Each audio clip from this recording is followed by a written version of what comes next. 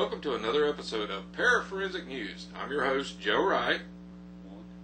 And I'm the co-host, Chris Wright. And on this episode, we're going to be spotlighting the Rodgers Theater. The Rodgers Theater is located in downtown Shelby, North Carolina, and it's a beautiful old theater that was built in the mid-30s.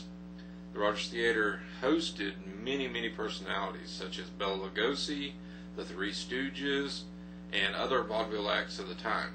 Later it became a movie theater showing some of the latest movies to come out throughout the decades. The city council was gracious enough to let us investigate that place for one night. It was a beautiful place. It was huge in area. They also got the local power company to cut the power on for one night for us.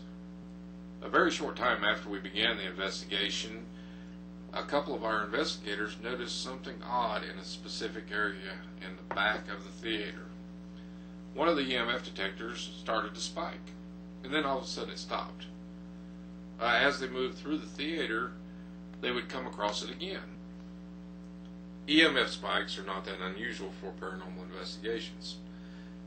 The thing that made this seem a little out of place is it seemed to happen on a regular basis and about the same time. Yes, it would happen every so often. Myself had an experience there in the area where it was happening, and I just wanted to see if anything would happen to the person sitting there when it went off, the EMF. So, first time, it was freaky. Well, I sat there, let it do it a couple times. On the fourth time it did it, the cold come up the back, my back, and right when it got to my neck, something hit me in the back of the head, which anybody would get freaked out about.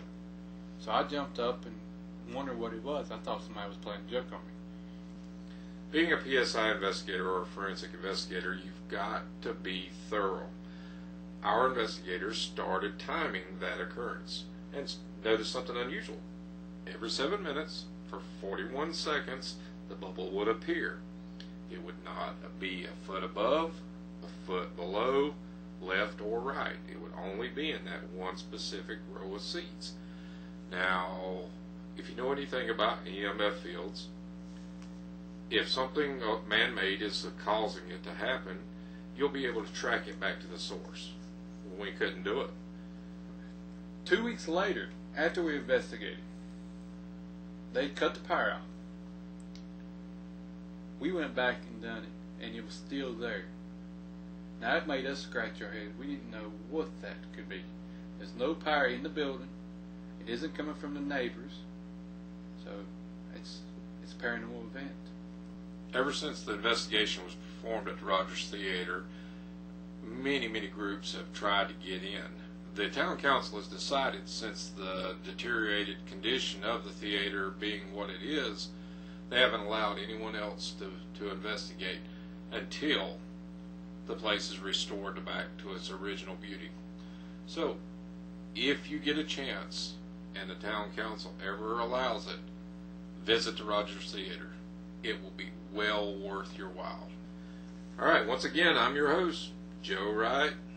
And I'm your sexy co-host, Chris Wright. And this has been Paraforensic News. Look for many more episodes in the future and visit our website at www.paranormalsceneinvestigators.com. You may be able to explain some of the things that you see in these videos, or possibly you can figure out why my hands move every time I talk. Visit as often as you want, and we'd like to give everyone a big old North Carolina salute. Salute, and have a great day.